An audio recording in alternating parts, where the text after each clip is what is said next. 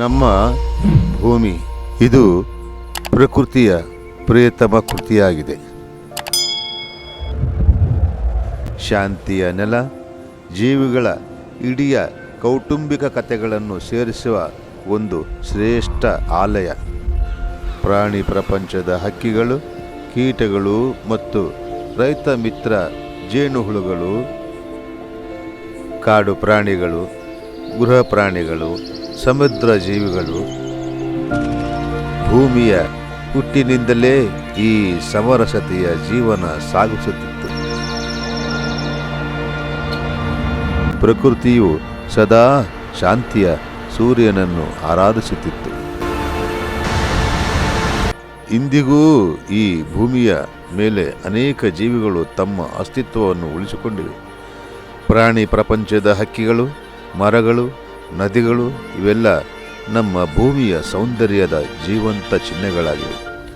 ಆದರೆ ಕ್ಷಣದಲ್ಲಿ ಈ ನೈಸರ್ಗಿಕ ಸೌಂದರ್ಯಕ್ಕೆ ಆಘಾತ ತೆಟ್ಟಿದೆ.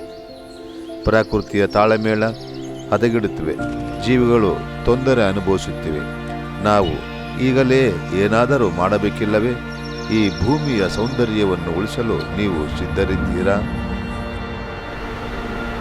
ಆದರೆ ಆಕಸ್ಮಿಕವಾಗಿ ಈ ಸುಂದರ ತಾಳಮೇಳಕ್ಕೆ ಅಡಚಣೆ ಉಂಟಾಗಿದೆ.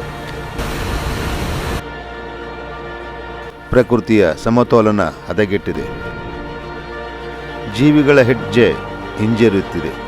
ಈಗಲಾದರೂ ನಾವು ಎಚ್ಚರವಾಗಬೇಕಾಗಿದೆ. ಈ ಭೂಮಿಯ ಸೌಂದರ್ಯವನ್ನು ಉಳಿಸಲು ನಮ್ಮ ಕೈಯಲ್ಲಿರುವ ಎಲ್ಲವನ್ನೂ ಮಾಡೋಣ. ಬನ್ನಿ, ಪ್ರಕೃತಿಯನ್ನು ಉಳಿಸಲು ಒಂದು ಹೆಜ್ಜೆ ಹಾಕೋಣ. ನಮ್ಮ ಭಾರತ ನಮ್ಮ ಪ್ರಿಯ ತಾಯ್ನಾಡು. ಈ ಮಾತು ನನ್ನ ಹೃದಯದಿಂದ ಹೇಳಲು ತುಂಬ ಕಠಿಣವಾಗಿದೆ. ಆದರೆ ನಾವು ದಿನದಿಂದ ದಿನಕ್ಕೆ ಹೆಚ್ಚು ಅಶುದ್ಧರಾಗುತ್ತಿದ್ದೇವೆ.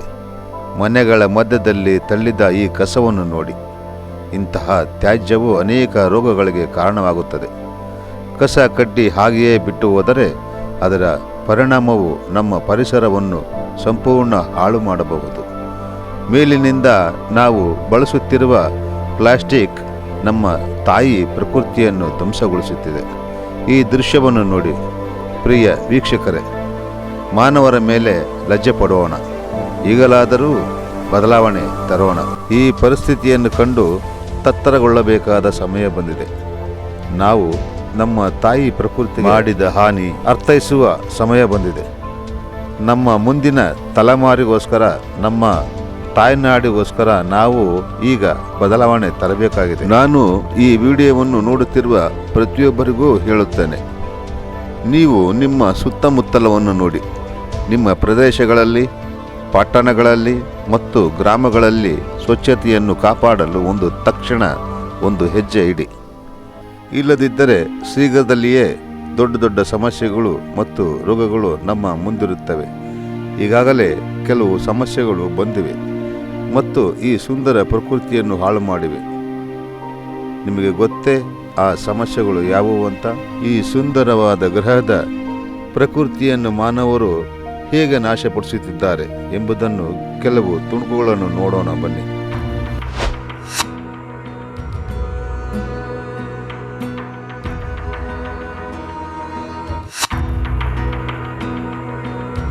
ಈ ತುಣುಕುಗಳನ್ನು ನೋಡಿ.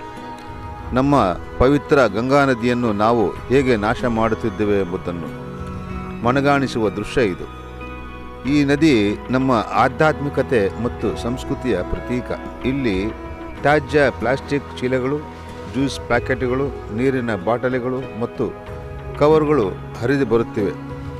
ಇದಕ್ಕಿಂತ ದುಃಖಕರವಾದದ್ದು, ಭಕ್ತರು ಅವರ ನಂಬಿಕೆಯ ಭಾಗವಾಗಿ ಗಣಪತಿ ಹಾಗೂ ಇತರ ದೇವತೆಗಳ ಪ್ಲಾಸ್ಟರ್ ಆಫ್ ಪ್ಯಾರಿಸ್ POP ಮೂರ್ತಿಗಳನ್ನು ನದಿಯಲ್ಲಿ ತೇಲಿಸುತ್ತಿದ್ದಾರೆ.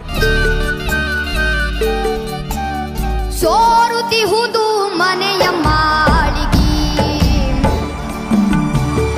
ಸೋರುತ್ತಿಹುದು ಮನೆಯ ಮಾಳಿಗೆ, ಅಜ್ಞಾನದಿಂದ ಸೋರುತ್ತಿಹುದು ಮನೆಯ ಮಾಳಿಗೆ, ಸೋರುತ್ತಿಹುದು ಮನೆಯ ಮಾಳಿಗೆ, ಅಜ್ಞಾನದಿಂದ ಸೋರುತ್ತಿಹುದು ಮನೆಯ ಮಾಳಿಗೆ. ಈ ಕ್ರಿಯೆ ನದಿಯ ಜೀವಂತತೆಯನ್ನು ಕಳೆದುಕೊಳ್ಳುವಂತೆ ಮಾಡುತ್ತಿದೆ. ಗಂಗಾ ನದಿ ಕೇವಲ ನದಿಯಲ್ಲ, ಇದು ಜೀವದಾತ. ನೀವು ಈ ದೃಶ್ಯವನ್ನು ನೋಡಿ ನಿಮ್ಮ ಮರ್ಮಕ್ಕೆ ಮುಟ್ಟಿದರೆ ಗಂಗೆಯನ್ನು ಮತ್ತು ಈ ಪವಿತ್ರ ಪರಿಸರವನ್ನು ಉಳಿಸಲು ಕ್ರಮ ಕೈಗೊಳ್ಳಿ. ಭಾರತವು ತನ್ನ ವೈಭವದಿಂದಲೇ ಪ್ರಸಿದ್ಧ. ಆದರೆ ಇನ್ನು ನಮ್ಮ ದೇಶದ ನಿಜವಾದ ಕಹಿ ಅಂಶಗಳನ್ನು ನೋಡಲೇಬೇಕು ಸ್ನೇಹಿತರೆ. ರೈಲ್ವೆ ಟ್ರ್ಯಾಕ್ಸ್ಗಳ ಮೇಲೆ ಮತ್ತು ಸುಂದರವಾದ ಬೀಚುಗಳು ಮತ್ತು ಜನವಸತಿ ಪ್ರದೇಶಗಳಲ್ಲಿ ಬಹಿರಂಗ ಶೌಚ ಮಾಡುವ ಅಭ್ಯಾಸ ನಮ್ಮ ಸಂಸ್ಕೃತಿಯ ನಾಚಿಕೆಗೆ ಹೊಡೆಯುತ್ತಿದೆ. ಈ ಅವ್ಯವಸ್ಥೆ ಕೇವಲ ಪರಿಸರವನ್ನು ಮಾತ್ರ ಕಲುಷಿತಗೊಳಿಸುತ್ತಿಲ್ಲ, ಇದು ಮಾನವರ ಆರೋಗ್ಯಕ್ಕಾಗಿ ಮಾರಕವಾಗಿದೆ. ಟೈಫಾಯ್ಡ್, ಡೆಂಗು ಮತ್ತು ಹಲವಾರು ರೋಗಗಳು ಈ ದುರ್ವ್ಯವಸ್ಥೆಯಿಂದ ಹುಟ್ಟುತ್ತಿವೆ.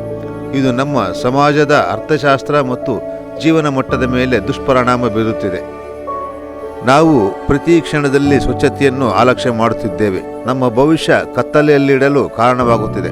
ಬನ್ನಿ ಈ ದುಸ್ಥಿತಿಗೆ ಅಂತ್ಯ ಕೊಡೋಣ. ನಮ್ಮ ಸುತ್ತಮುತ್ತಲನ್ನು ಸ್ವಚ್ಛವಾಗಿಡಿಸಿ ಪ್ರಬಲ ಭಾರತವನ್ನು ನಿರ್ಮಿಸೋಣ ಮತ್ತು ನಾಚಿಕೆಗೆ ಬದಲಾಗಿ ಗರ್ವವನ್ನು ಹೆಚ್ಚಿಸೋಣ.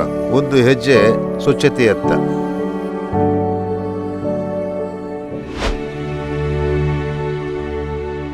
ಪ್ರಿಯ ವೀಕ್ಷಕರೇ, ನಾವು ಪ್ರತಿದಿನ ಅನುಭವಿಸುತ್ತಿರುವ ಎರಡು ದೊಡ್ಡ ಸಮಸ್ಯೆಗಳು ಟ್ರಾಫಿಕ್ ಮಾಲಿನ್ಯ ಮತ್ತು ಕೈಗಾರಿಕಾ ಮಾಲಿನ್ಯ. ಇದರ ಪರಿಣಾಮಗಳು ಕೇವಲ ನಮಗೆ ಮಾತ್ರವಲ್ಲ, ನಮ್ಮ ಪರಿಸರದ ಪ್ರತಿಯೊಂದು ಜೀವ ಜಗತ್ತಿನ ಮೇಲೆ ಭಾರೀ ಪ್ರಭಾವ ಬೀರಿದೆ. ಭಾರತದಲ್ಲಿ ಕೈಗಾರಿಕಾ ಮತ್ತು ಟ್ರಾಫಿಕ್ ಮಾಲಿನ್ಯದಿಂದಾಗಿ ಸುಮಾರು 1.5 ಕೋಟಿ ಜನರು ಅಸ್ತಮಾ ರೋಗಿಗಳು ಎಂಬ ಅಂದಾಜು ಹಾಕಲಾಗಿದೆ. ಇದರಲ್ಲೂ ಶೋಚನೀಯ ಅಂಶವೆಂದರೆ 3,50,000 ಮಕ್ಕಳು ಈ ತೊಂದರೆಗೆ ಒಳಗಾಗಿದ್ದಾರೆ.